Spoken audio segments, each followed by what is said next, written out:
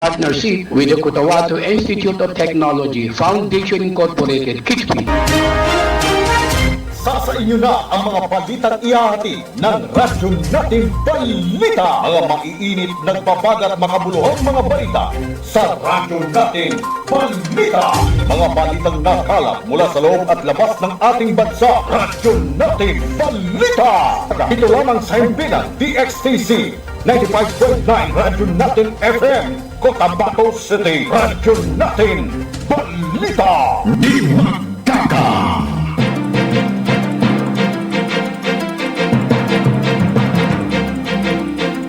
DXTC 95.9 na radyo natin FM Cotabato City is a proud member of the KBP Kapisanan ng mga broadcaster ng Pilipinas of MBC Manila Broadcasting Company or Media Group.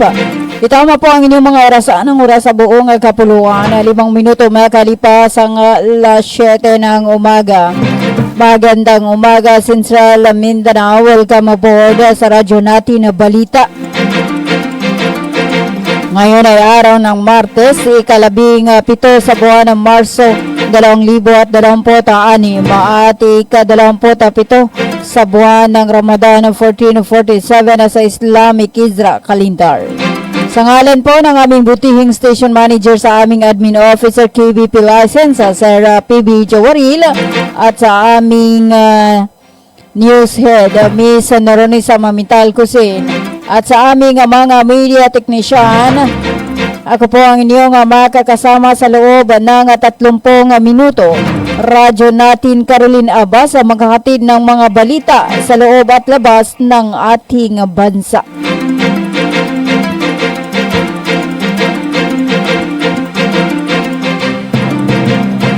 Anim na minuto makalipas ang alas 7 ng umaga at ang oras na nahatid sa inyo ng Cotabato Institute of Technology Foundation Incorporated at ng Al Rais Ventures Corporation sa pamahala ni Manager Abidin E. Ali at ng Green Pharmacy. Para sa mga preskong gamot, hanapin lamang ang Green Pharmacy na makikita sa tapat lamang na People's Palace, Sinsuat Avenue, Cotabato City. 7 minuto makalipas ang alas 7 ng umaga at bago sa ating mga balita, alamin muna natin ang lagay ng panahon ngayong araw ng Martes.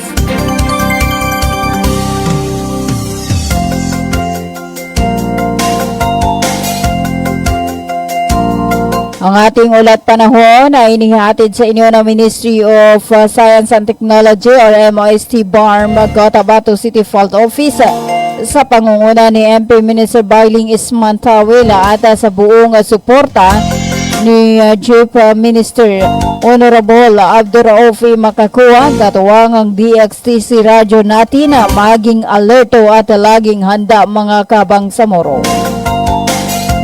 At ang ating ulat panahon ay inihatid din sa atin ng Cotabato Institute of Technology Foundation Incorporated. 8 minuto makalipas ang alas 7 ng umaga.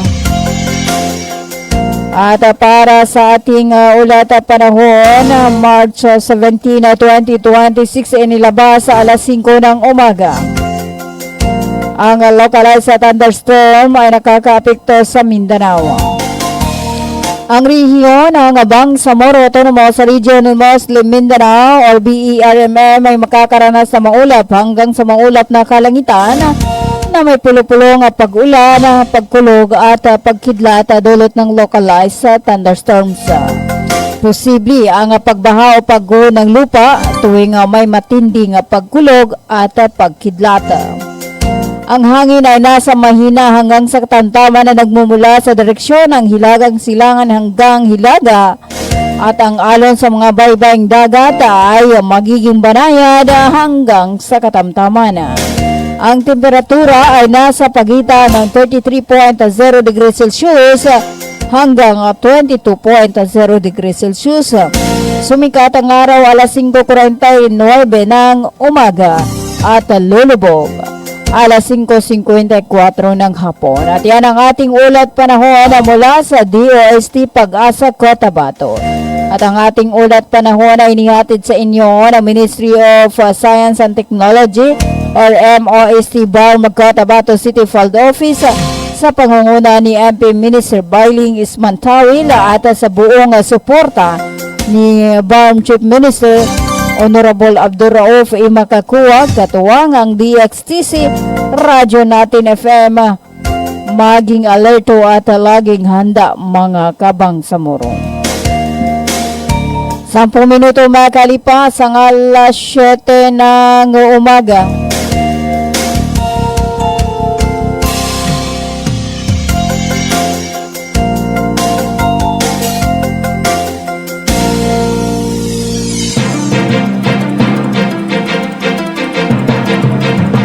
At para sa ating mga balita, inideklara ng Commission on Election First Division ang disqualification ni Dato Babstel Sinsuat bilang Vice Mayor ng bayan ng Dato Udin Sinsuat, Maguindanao del Norte, matapos mapatunayan na lumabag ito sa election offense sa ilalim ng Omnibus Election Code. Sa inilabas na resolusyon na pinaburana ng Comelec First Division ang petition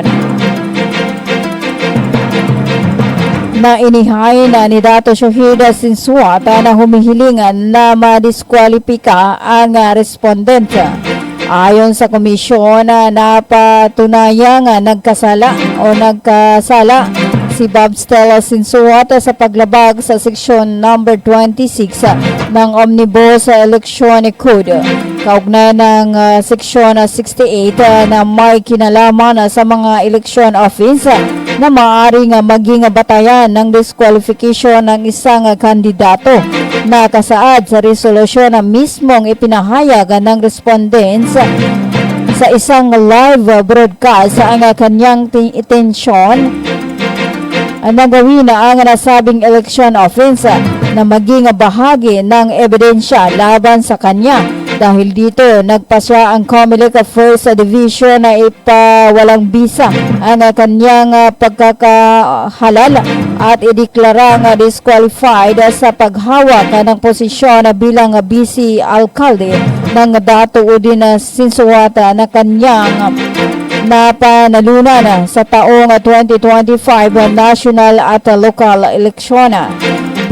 Nilagdaan ang resolusyon ni na Presiding Commissioner Amy Ferolino Ampologi kasama sina Commissioners Ernesto Ferdinand Masida Jr. at Mariam Norina Tangaro Kasingal.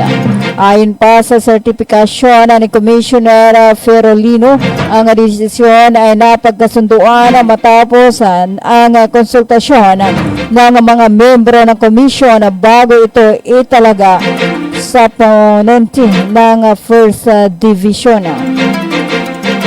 Kaugnay ng balita, sinabi ni Dato Udin Sinsuat, Vice Mayor Dato Babstel Sinsuat, na huwag mag-alala ang kanyang mga taga-suporta matapos ang desisyon ng Commission on Election First Division ukol sa kanyang disqualification case. Dagdag pa nito, hindi pa ito ang pinal dahil nasa First Division pa lamang ang nasabing kaso at nananatili siyang kumpiyansa na malalampasan ang desisyon ng Commission on Election First Division.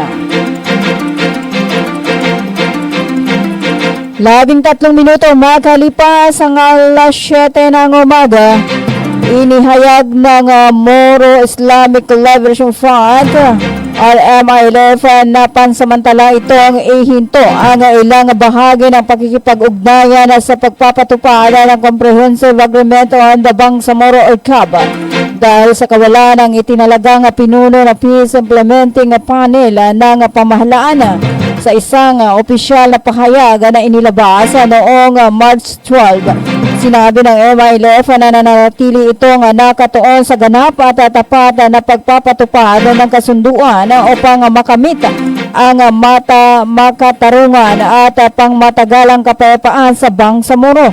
Ayon sa pahayag, kasabay ng ika-12 anibersaryo ng paglagda sa CAB, kinilala nila ang matagal na kooperasyon sa pagitan ng MILF at ng pamahalaan ng Philippines sa pagpapatupad ng kasunduang pangkapayapaan. Gayunman, sinabi ng MILF na nagkaroon ng malaking puwang sa proseso matapos magbitiw sa pwesto ang chairman ng Government of the Philippines Peace Implementing Panel. Dahil dito, sinabi ng MILF na hindi nila may pagpapatuloy ang ilang mahalagang pakikipag-ugnayan na nangangailangan ng formal na desisyon at kasunduan mula sa parehong panig.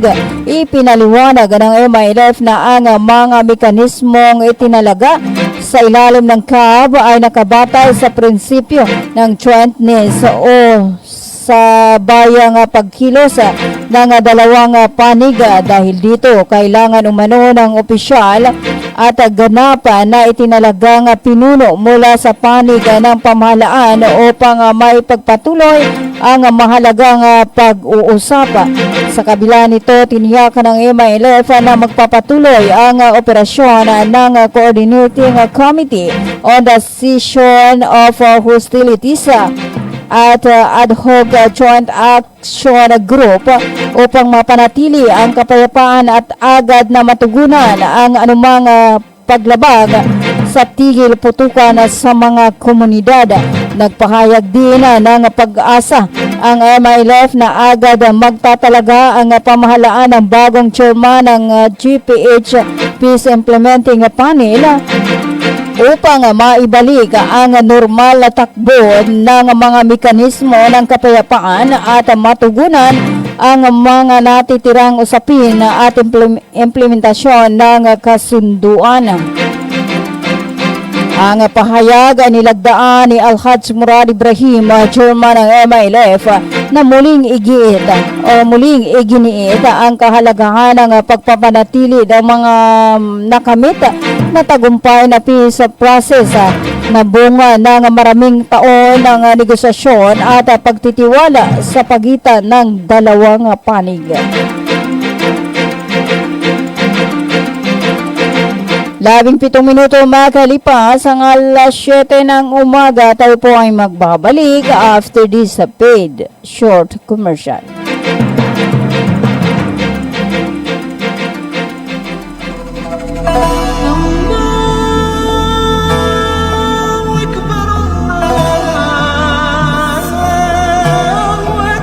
Bismillahirrahmanirrahim. Assalamualaikum warahmatullahi ta'ala wabarakatuh. Isang mapagpalang Ramadan sa ating lahat.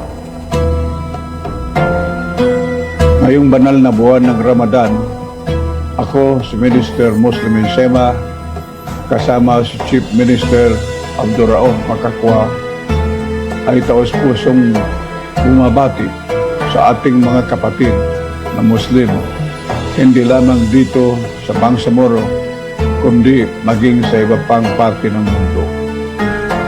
Ang Ramadan ay isang sagradong panahon na pag-aayuno, pananalangin at higit sa lahat ng pagpapalalim ng ating pananampalataya at pagkakaisa.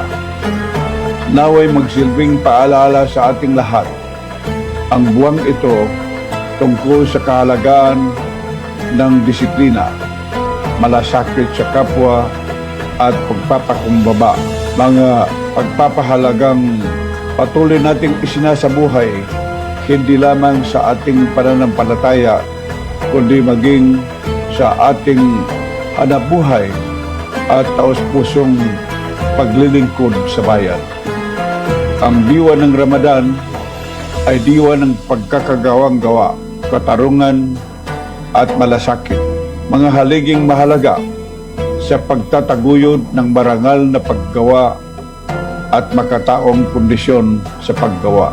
Bilang kagawaran ng paggawa at empleyo ng Bangsamoro, patuloy naming pinagtitibay ang aming panindigan na isulong ang kapakanan ng mga manggagawa. Itaguyod ang makatarungang pasahod at malasakit at palakasin ang ugnayan ng pamahalaan, manggagawa at mga employer. Alinsunod sa pagpapahalagang itinataguyod ng Islam. Naway maging makabuluhan at mapagpalang Ramadan ito sa ating lahat. Palain nawa tayo ng ating buong may kapal, Allah Subhanahu wa Ta'ala, ng kapayapaan, lakas ng loob at gabay sa ating patuloy na paglilingkod sa Bangsamoro. Ramadan Mubarak, wabillahi taufiq, wal hidayah, wassalamualaikum warahmatullahi ta'ala wabarakatuh. Ang mensaheng ito ay hatid sa inyo ni Labor Minister Muslimin Babamus Sem. Mga kabangsamoro, ating pakinggan ang mensaheng Ramadan ni Station Manager Dato Roji Pai Andong Mangulamas, ang presidente ng Bangsamoro Sharia Lawyers League of the Philippines Incorporated. Bismillahirrahmanirrahim. Sa ngalan ng grupo ng Bangsamoro Sharia Lawyers League of the Philippines Incorporated at ng himpilang ito, ang DXTC 95.9 Radyo Natin FM Cotabato City, ako, kasama ang aking pamilya, ay nakikiisa sa buwan ng banal na Ramadan. Ang Ramadan ay isa sa mga haligi ng Islam at dapat lamang nating sundin bilang nananampalataya sa reliyong Islam. Ang Ramadan ay buwan ng Allah Subhanahu wa Ta'ala na kung saan ang ating sakripisyo, dasal at pananalig ay siya mismo ang magbibigay ng pagpapala. Sa buwan na ito ay ating ipanalangin na tanggapin niya ang ating dasal at kanya tayong kalulugdan na mapasama sa kanyang paraiso sa kabilang buhay, insyaallah. Mamagayong tanong, huwag kalimutan mo, tiyakapan tanong sa mapya, suingan abang sa moro. Wasukran, wassalamu alaikum warahmatullahi wabarakatuh.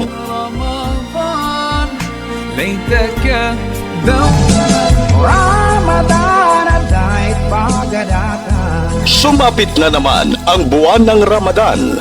Ito ang panahon ng paglilinis ng ating mga kaluluwa, pagpapanibago ng ating mga intensyon. Naway ang bawat araw ng ating pag-aayuno ay magiging hakbang tungo sa pagiging mas mabuting individual at magdudulot ito ng pag-asa sa ating komunidad. Ang mensaheng ito ay hatid sa inyo ni Member of Parliament MP Abdul Basit Arbin Nito. Happy Ramadan to all Muslim Ummah! Ramadan na analog zinagagawa. Ang tanggapan ni MP Teng Ambuluto ay nakikiisa sa sambayanang Bangsamoro sa pagsalubong, pagtalima at pagdiriwang ng banal na buwan ng Ramadan. Naway pagpalain ng bawat isa sa panahong ito ng pag-aayuno sa ating pagpupunyagi para sa pagkakaisa at pagbabago. Muli, ipinapaabot ng tanggapan ni MP Teng Ambuluto ang isang mapayapa at pinagpalang Ramadan sa ating lahat.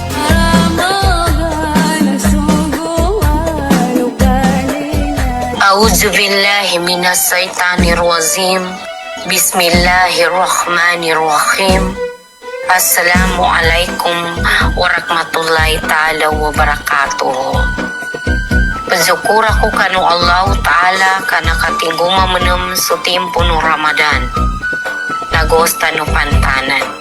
Padyalamang ko sa mga pagali ko abang sa muro. Padyalamang ko sa langon no tupo no Raja Boyan di Masangkay Royal Descendants of the Philippines. Padyalamang ko sa langon no tupo datu utos sa Japakan Raja Malang sa ingad do Raja Boyan na kinat. Do sukapadpan ang mga tupo. Langkap dang kanulangon no balabala a pagali ko. Yata no ran bagalan nakapamagayon na yun as kita no ba niya abang sa muro. Kagkakalimwa, kasumpong, do mapag-isa-isa no lang no tuputan. Saki sulad na, wata na, so information officer no Radyo Bayan di Masangka Royal Descendants of the Philippines, ndulangon no kapad ang mga clan na Saki so putri may masla utumatiman amil, putri na maning sa Radyo Bayan sa Bayan, putri ako bunuda si Kilbakat. Assalamualaikum warahmatullahi taala wabarakatuh.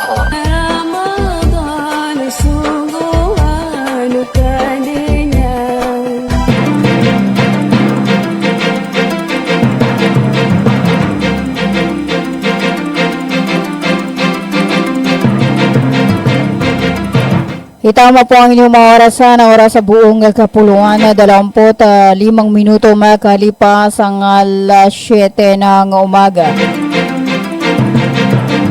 Kayo pa rin ay patuloy na nakikinig sa 95.9 na radyo natin FM Cotabato City.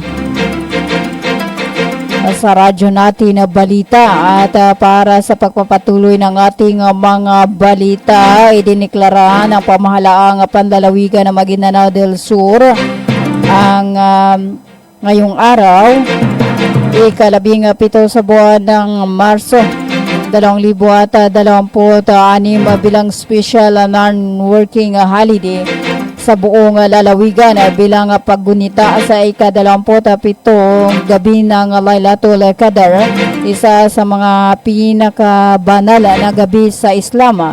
Kasabay ng deklarasyon na pansamantalang sinususpende ang mga klase sa lahat ng antas, kapwa sa pampubliko at pribadong paaralan upang magbigyan ng pagkakataon ng mga Muslim na mananampalataya na makapaglaan ng oras para sa panalangin, pagninilay at iba pang gawaing pangrelihiyon sa panahon ng banal na buwan ng Ramadan.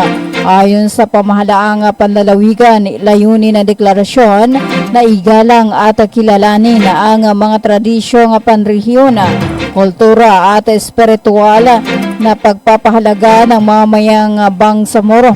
Sa pamagitan nito, binibigyang daan ang komunidad na makapaghanda at makapaglaan ng sapat na panahon para sa makabuluhang paggunita sa Laylatul Qadr, na kilala ring bilang Night of Power, isang mahalagang gabi para sa pananampalataya, pagkakaisa at debosyon ng mga Muslim.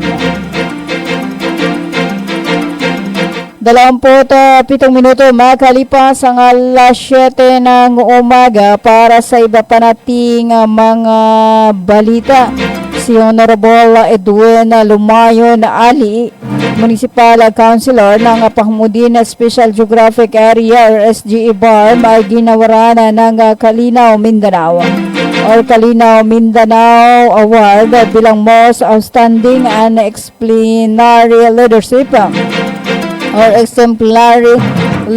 Humanitarian and Advocate Public Servant of the Year. Si Councilor Ali ay kinilala sa kanyang dedikasyon, sipag at pagiging inspirasyon sa kanyang mga kababayan. Ang award na ito ay patunay sa kanyang integridad, karakter at pagmamahal sa paglilingkod. Ang Kalinaw Mindanao Award ay inspirasyon sa lahat na magpatuloy sa paglilingkod at pagtulong sa kapwa.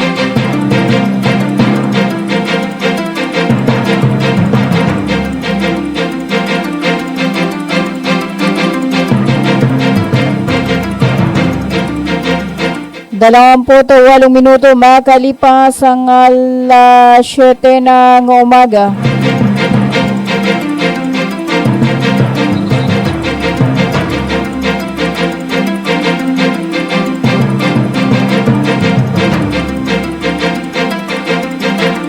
Para sa ating panghuling balita, magsasagawa ng kaukulang apila si Vice Mayor Babstella Sinsuat ng Dato Udin Sinsuat sa Maguindanao del Sur sa pamagitan ng kanyang mga abogado sa desisyon ng First Division ng Commission on Election kaugnay ng kahilingan na i-disqualify o ipawalang bisa ang kanyang pagkahalal sa pwesto. Nitong May 2025, ayon sa petisyon ng Vice Mayor noon ng nasabing bayan na si Shahid Sinsuat. Ito ay ayon sa mga hiwalay na pahayag nitong Lunes o kahapon ng mga lokal executive sa Dato Udin Sinsuat, isa sa 12 na mga bayan sa Maguindanao del Norte, nakasama si Bob Stella sa United Bangsamoro Justice Party at sa mga abogadong kasapi ng UBGP at sa kaniyang mga legal counsels mismo. Ang nasabing petisyon for disqualification ay kaugnay di umano ng sinasabing electoral offense ni Bob Stella noong araw mismo ng halala ng May 12, 2025 kung saan nakunan siya at ang kanyang daang-daang supporter ng video ng kanilang pagpapahayag mistulang People's Power style ng pagtutol sa ilang mga proseso ng municipal election na noon ay pinaniniwalaan nila at ng mga botante sa Dato Udin Sinsuat na hindi makakabuti para sa nakakarami. Sa resolusyon ng First Division ng COMELEC na lumabas sa kamakailan, sinang-ayunan nito ang disqualification petition laban sa ngayon ay Vice Mayor ng si Bob Stella na inihain sa kanya ni Shahid, Vice Mayor noon ng Dato Udin Sinsuat, na kanya ding malapit na kamag-anak. Ayon pa sa mga abogado ng kampo ni Dato Bob Stella at ng mga legal advisor ng mga abogado din ng ilang mga ahensya ng regional government ng Bangsamoro Region na hinihingian nitong Lunes ng ilang mga reporters ng kanyang opinyon hinggil sa nasabing electoral case. Ang resolution ng First Division ng COMELEC ay hindi pa pinala at ang executory at karapatan ni Bob Stella na iapila ito for reconsideration.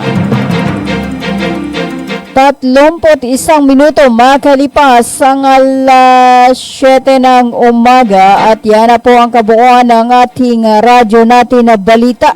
Ngayon ay araw ng Martes, ika-17 sa buwan ng Marso 2026 at ika-27 sa buwan ng Ramadan 1447 sa Islamic Hijra Calendar.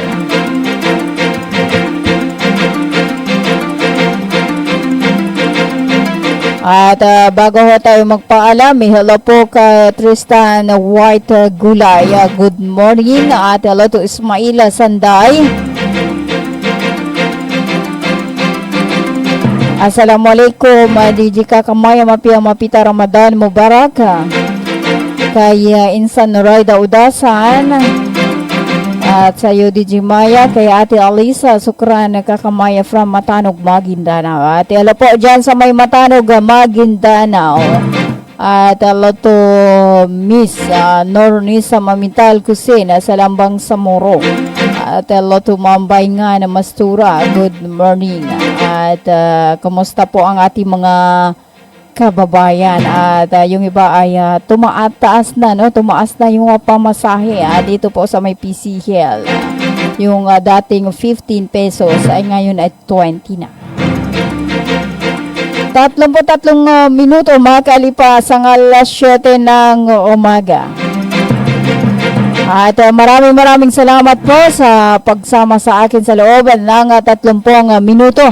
Hanggang sa muli sa ganito ring oras sa Timpila 95.9 na radyo natin FM Cotabato City.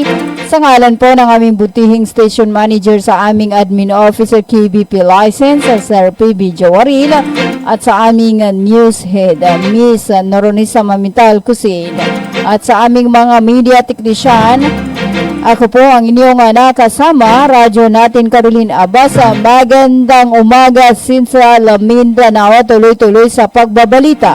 Tuloy-tuloy sa serbisyo. Sama-sama tayo Pilipino at sama-sama tayo Bangsamoro.